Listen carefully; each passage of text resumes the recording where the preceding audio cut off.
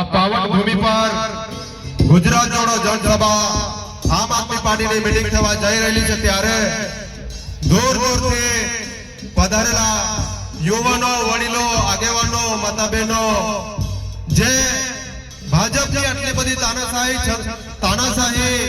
છતાં પણ આજે તમે જે પરિવર્તન કરવા ઈચ્છો છો ને તમારા ખર્ચે સ્વયંભૂ અહીંયા સભામાં પધારેલા છે મિત્રો, એટલે તમારા માટે તમે ખુદ એકવાર તાળી પાડીને આ જોરદાર આ ભાજપને જવાબ આપી દો.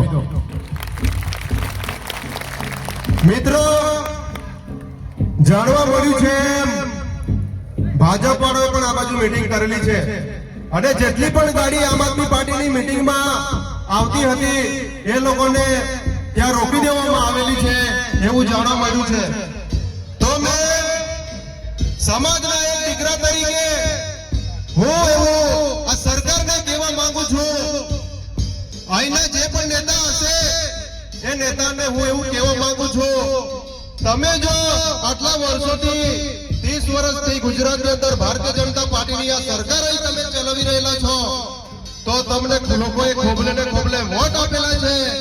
લોકોએ એટલા માટે વોટ આપેલા છે કે નાના નાના માણસનું કામ થાય, જેટલી પણ પાયાની સુવિધા હોય એ સુવિધા આપવાની હોય, રોડ રસ્તા સારા આપવાના હોય, આરોગ્યની સુવિધા સારી આપવાની હોય, સ્કૂલમાં માસ્તરો પૂરતા આપવાના હોય, સ્કૂલો સારી બનાવી આપવાની હોય, ત્યારે તમામ વસ્તુમાં તમે આજે નિષ્ફળ નીવડેલા છો.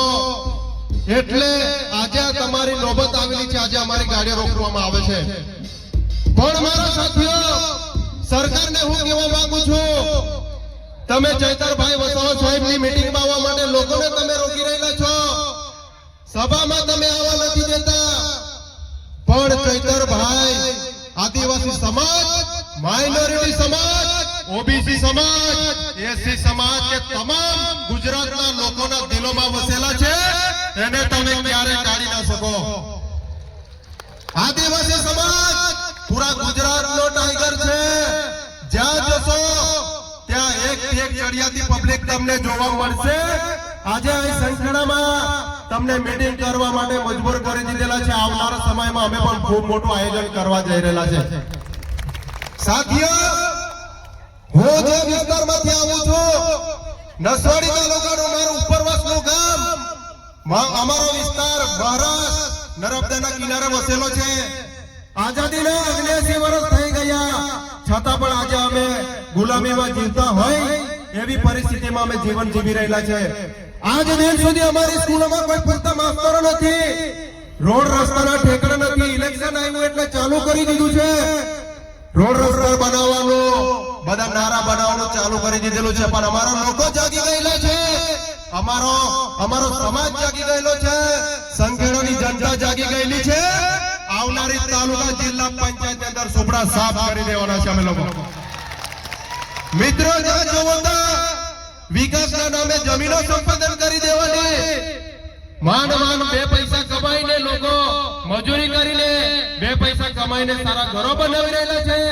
એ ઘરો બનાવવા માટે પણ આજે એ લોકોને ડરાવી રહેલા છે, અમે આ બનાવીશું તે બનાવીશું એમ કરીને વિકાસના નામે જમીનો સંપાદન કરવાનું કામ આ સરકાર કરી રહેલી છે.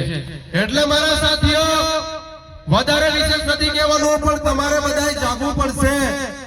એકલા હાથે લડાઈ નહીં લડાય, તમારે બધા રોડ રસ્તા પર નીકળવું પડશે. આપણા અધિકારો છીનવાઈ રહેલા છે, એટલે એના માટે આપણે બધા ખભાથી ખભા મિલાવીને ભાઈ મળીને એકવાર આ તાલુકા પંચાયત, જિલ્લા પંચાયતમાં ભાજપનો સફાયો બોલાવી દેવાનો છે ને તમે પોતે શાસન ચલાવી શકો એવું શાસન તમારે બધાએ લાવવાનું છે.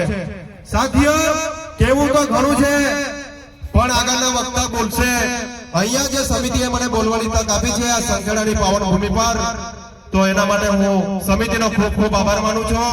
અને તમે જે મને સાંભળ્યો છે, મારા સમાજના વડીલો, આગેવાનો, માતા બહેનો, એમના 2 હાથ જોડીને ખૂબ ખૂબ આભાર માનું છું. આવનાર સમયમાં મળતા રહેશો.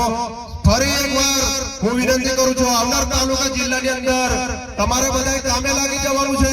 તમારામાંથી ઉમેદવાર હશે, તમે પોતે ચૂંટણી લડી રહેલા છો, એવી રીતે તૈયારી કરવાની છે અને ભાજપને એકવાર તાલુકા પંચાયત જિલ્લા પંચાયતમાંથી છોટાઉદેપુર જિલ્લાની તમામ સીટો જીતવાની છે.